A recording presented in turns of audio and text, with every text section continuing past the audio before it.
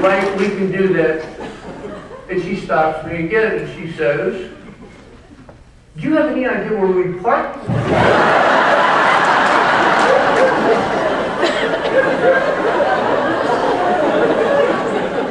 And I said, I heard this state was racist. We finally got to the car, and we get out of the parking lot only because I paid for the ticket.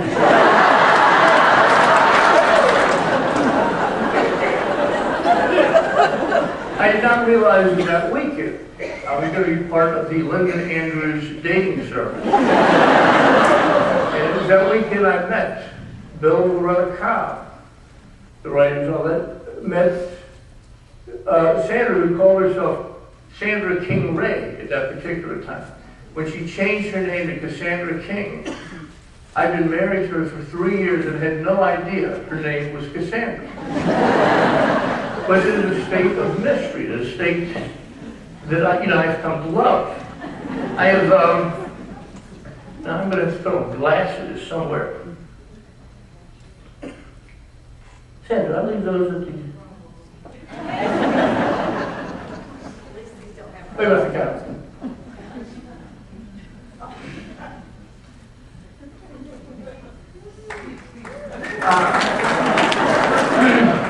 I can't see you all, but I can see the page. And by the way, I have to say one thing about Sandra's introduction to her family in Pinkerton, Alabama at the peanut farm. What she described to you bothered her, did not bother me a bit. What bothered me is going out to the peanut farm. Sandra had not said one word about her family. I had no idea she had 3 sons.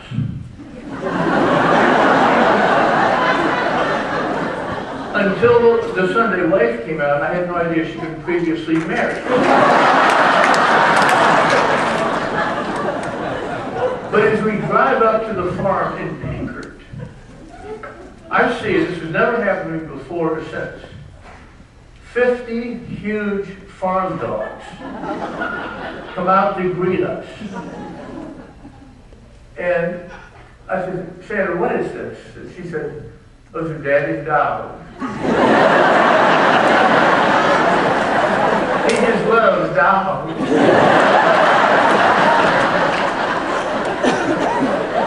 And the dogs surrounded the car, then jumped up. And they're big dogs. They're looking in the window, they look at me, they don't know me. They go crazy, they bark. Then they run us back to the farm. And we get out. As I go get the baggage, dog noses were in my genitalia, in my armpit. And then her 3 sorry sons greet me for the first time. And one of them even showed me the 2 tattoos of Satan that he wears on his left arm. And I think, you did well on the preacher's wife. I want to tell you, this doesn't happen very often. Let me tell you about my mother. Rick Bragg's mother, I fell in love with.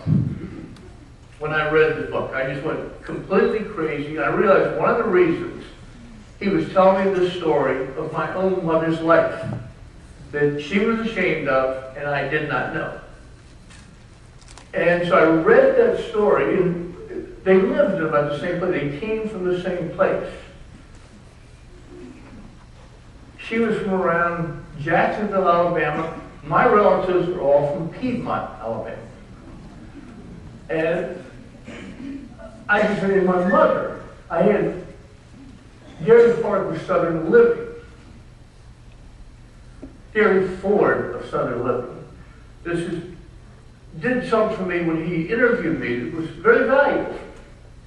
He traced my grandfather's ancestry.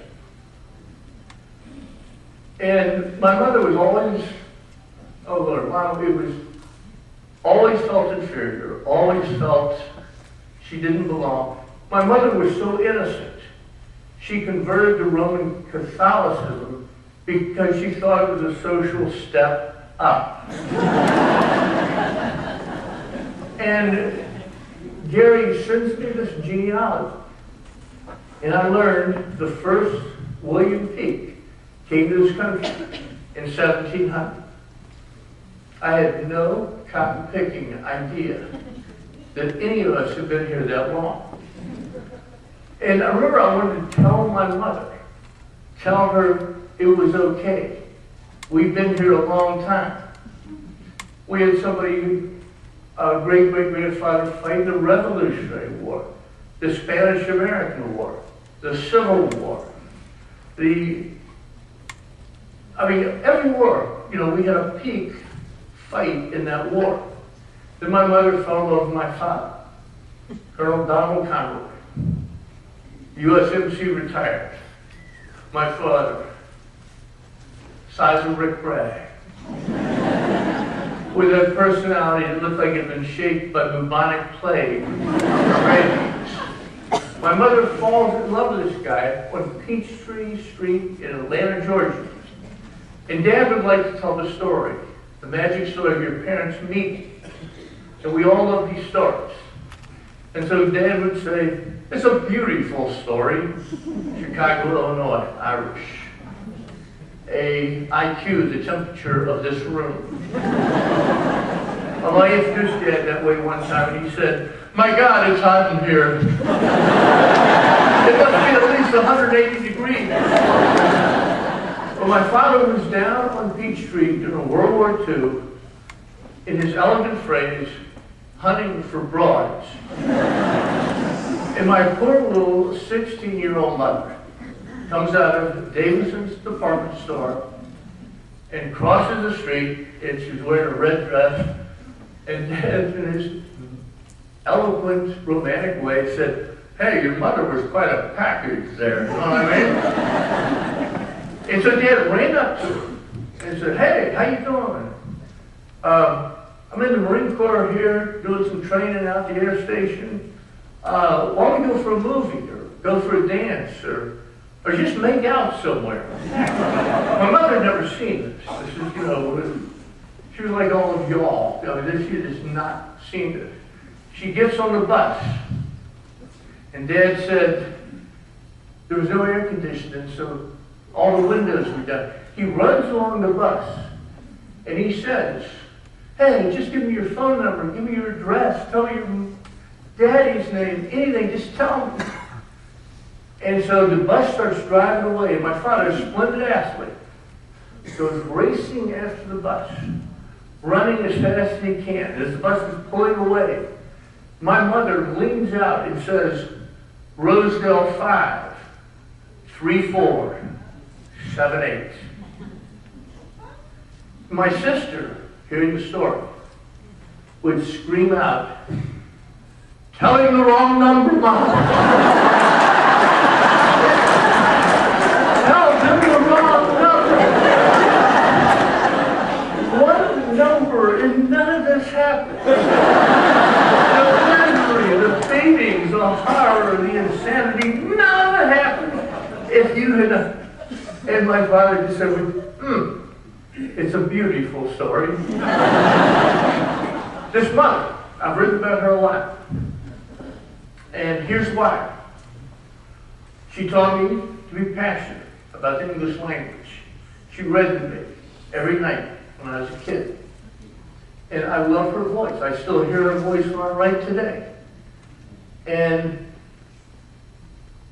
I love hearing her read. The first book she ever read, the novel she ever read me, was Gone with the Wind. Here's how my mother made it magic. Every character in there, she would apply to someone we knew in our family or in Atlanta. And she'd go, she had a great southern accent. She'd go, okay, you naturally, when you read about Scarlet Hair, you naturally think of your mom.